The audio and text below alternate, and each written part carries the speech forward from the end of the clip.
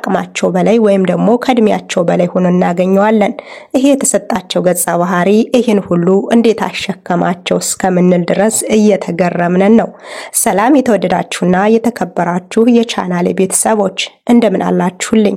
ታዲያ ለዚህ ቻናል አዲስ ከሆናችሁ ቪዲዮ ላይክ ቻናሉን ደግሞ ሰብስክራይብ በማድረግ አበረታቱኝ እላለሁ። ዛሬም እንግዲህ ተወዳጅ የሆነውን ጽናት ድራማ ወደ እናንተ ይዤ ስመጣ ደስ እያለኝ ነው።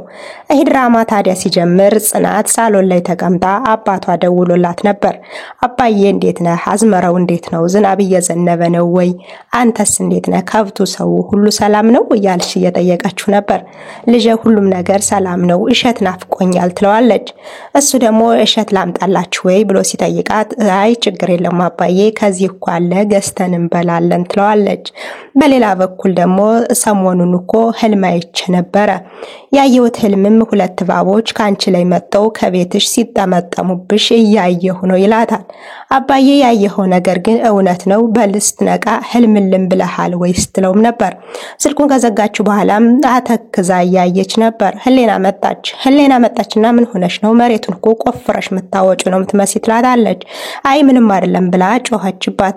እኔ እኮ ከዚህ ሀገር እስከምወጣ ድረስ ብጭኝኛ አህያ ነው የምሆነው፣ ስለዚህ ምንም ብትይኝ አልቀየምሽም ትላታለች።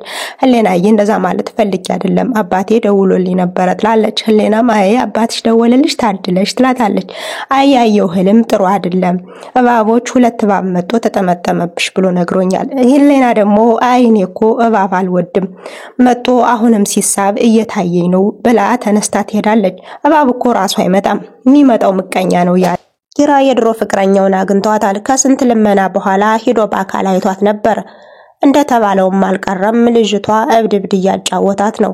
ኪራም በህልም ያየሁት ዛሬ ግን ልብሱን ቀይሯል እያለች የሆነ አልሆነውን ስታወራ ነበር። ኪራም በመገረም ሲያያት ነበር። ይህን ሁሉ ማየት መስማትም አልፈልግም እያለ ሲወራጭም ነበር። በመሃል ብዙ ነገር አወርተዋል። ሁልጊዜ ኪራ ብቻ ነው የምትለው እያለች ስለሷም ስታወራው ነበር። ተበሳጭታም ነበረ። እንግዲህ የሆነውን ነገር ኪራ መቀበል ቢያቅተውም ላስብበት ብለው በዚህ ተለያይተዋል። ናሆሜ እምሩን የታገቢኛለሽ ጥያቄ ያቀረበላት ሰርፕራይዝ በማድረግም እንድትገረም አድርጓታል። እንግዲህ ግንባሩን በመሳምም ትናንትና በማለት ጀምራ ነበር። የትናንትናውን አታውሪው ፍቅራችን ብቻ እንድናጣጥም ነው የምፈልገው ይላታል። እሷም ደስ ያላት እንዳንተ አይነት ባል የት ይገኛል ያለች ስታሞግሰውም ነበር።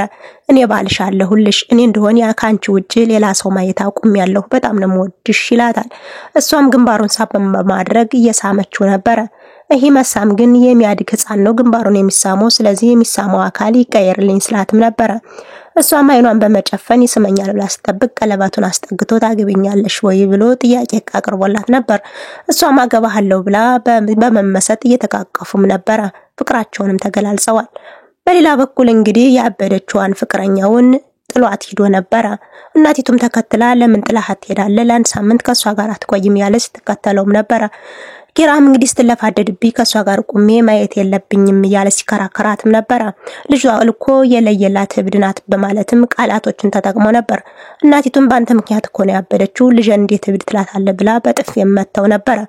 ኪራም እንግዲህ ልጅን አሳጥተኛለች፣ ባለቤቴንም ልትገልብኝ ነበር፣ ጠላቴ ናት እሷ ግን እግዚአብሔር ኪራ መኝታ ቤት ሆኖ ሐሳብ ውስጥ ገብቷል። ይሄ ነገር ግን እንዴት ነው ያለ ውግራ ገብቶት ነበር። ይሄ የመጣው ነገር ግን ጽናት ነው እኔን ለመፈተን ነው ያለ ጥያቄ ውስጥ ፈጥሮበት ነበር። በእኔ የመጣው ሁሉ ጽናትን እያስከፋት ነው፣ ምን ማድረግ እንዳለብኝ አላቅም እያለ ያንሰላሰለም ነበር። እንግዲህ ልጅቱ እንደዛ ህፃን ሆና ሳያት አንጀቴን በልተኛለች፣ ሴትዮዋ ደግሞ አሳዝነኛለች፣ እናቴን ነው የመሰለችኝ፣ ምን እንደማደርግ አላቅም፣ በጣም ከብዶኛል እያለ ብቻውን ያንሰላሰለ ይገኛል።